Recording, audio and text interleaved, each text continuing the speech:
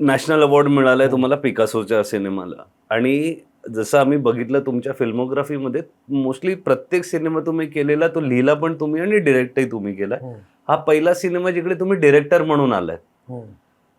तर जेव्हा तुम्हाला ऑफर झाला, तुम्हाला माहिती होतं असं काही सिनेमा येतोय का घडवताय आणि तुमची ती पहिली रिॲक्शन काय होती की अरे हा सिनेमा? नाही, सिनेमा हा लिहिला फार नंतर गेलाय. मी आजही डिरेक्टर म्हणून त्यावरती अपॉइंट झालेलो. कारण बरेच लोक आता असं पण म्हणतात की हा राष्ट्रीय स्वयंसेवक संघावरती सिनेमा आहे.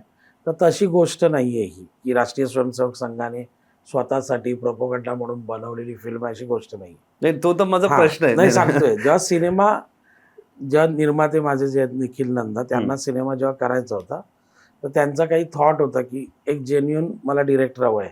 त्यांना बाकी इतर काही माहीत नव्हतं. त्यांनी बरेच प्रोफाईल चेक केले होते. त्यात माझा प्रोफाईल त्यांना आवडला. त्यांनी मला भेटायला बोलवलं आणि आमच्या काही चर्चा जी आमच्या झाली दोघांमध्ये, त्यातनं त्यांनी मला तिथेच सांगितलं की हा सिनेमा तू करायचा. तिथेच मी साईन केला. त्याच्यानंतर सगळं पुढे घडत गेलं, लिखाण वगैरे सगळं. डिरेक्टर म्हणून तुम्ही पहिला अपॉइंट झालं. मग जवळजवळ 1 वर्षापूर्वी, कारण त्याच्याही आदल्या वर्षी त्यांनी गोवा इफीमध्ये अनाऊन्समेंट केली होती की मी असा एक सिनेमा करेन. 1 वर्षाचा रिसर्च एका रायटरने केला होता, पण सिनेमा लिहिला नव्हता. तो म्हणजे माझा सिनेमाचा रायटर उत्कर्ष नातानी. 1 वर्षाने मी अपॉइंट झालो आणि आता ह्या दुसऱ्या वर्षी म्हणजे तब्बल 2 वर्षाचा स्पॅन आहे. माझ्यासाठी 1 वर्षाचा आहे. आता हा सिनेमा आलेला आहे. जेव्हा तुम्हाला थॉट सांगितला सिनेमाचा आणि काय सिनेमा हा होतोय, तुम्हाला वाटलेलं की हे काहीतरी कॉन्ट्रोवर्शियल आहे? नाही, सिनेमा जेव्हा मला सांगितलं गेलं तेव्हा तो फार साधा सिनेमा होता. म्हणजे तेव्हा डॉक्टर हेगडेवारांचं बायोपिक करायचं असं ठरलं होतं. पण डॉक्टर हेगडेवारांच्या बायोपिकमध्ये तेवढ्या गोष्टी आम्हाला सापडत नव्हत्या की ज्याच्यावर एक फुल लेंथ सिनेमा होऊ शकतो किंवा तेवढ्या इम्पॅक्टचा, किंवा इम्पॅक्ट म्हणण्यापेक्षा जी सिनेमाला मूलभूत तत्व लागतात तेवढी त्यात पूरक नव्हती त्यांच्या कॅरेक्टरवर. कारण त्यांचा प्रवासच फार साधा आहे. म्हणजे तेवढा ड्रामा नाहीये, ड्रामा नाही जो कमर्शियल सिनेमाला.